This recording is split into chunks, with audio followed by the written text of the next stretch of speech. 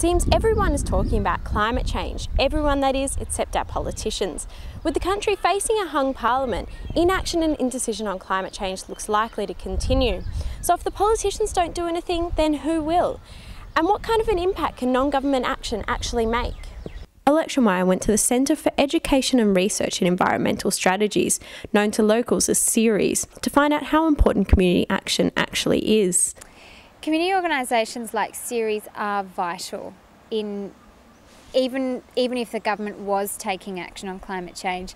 Community organisations like CERES provide people with a basis to take on behaviour change and take on action on climate change themselves. CERES run a range of projects and workshops, from sustainable education, gardening, researching green technology, even building electric cars, with Bojan Shizwell saying that the government is lagging on sustainability. Politicians are followers, not leaders, generally in history, and so it will be the community and community groups who force through changes in policy. But inaction on the part of the government may have some positive spin-offs.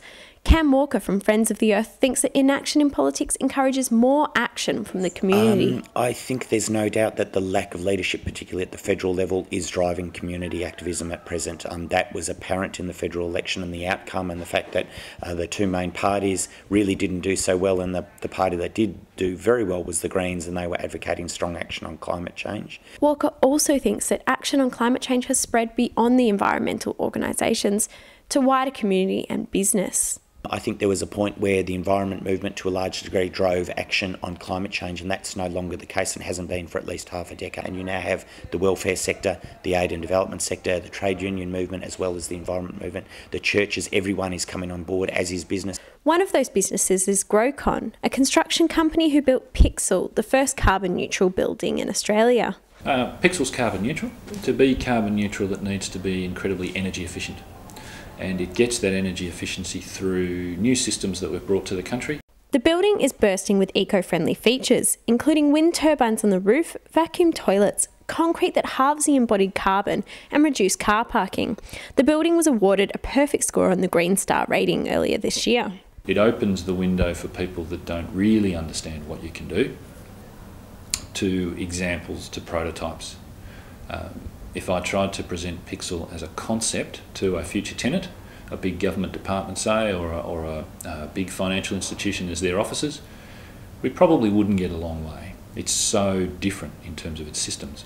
What we've done is build it as an example, and we're saying to people, come and visit us now, and lots and lots and lots of people are coming. Grocon's Pixel building is an example of business showing initiative on climate change. So who else is rising to the challenge?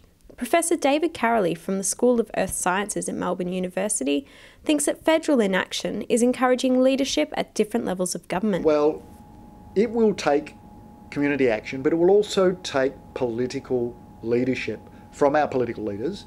At the moment, there's a federal government impasse with no real policies in terms of actions, but it's interesting that the state government here in Victoria and other state governments around Australia have recognised that, in fact, without federal leadership, state leadership is in fact possible. And with all this action from community, business, the state government and individuals, is it enough to make a difference?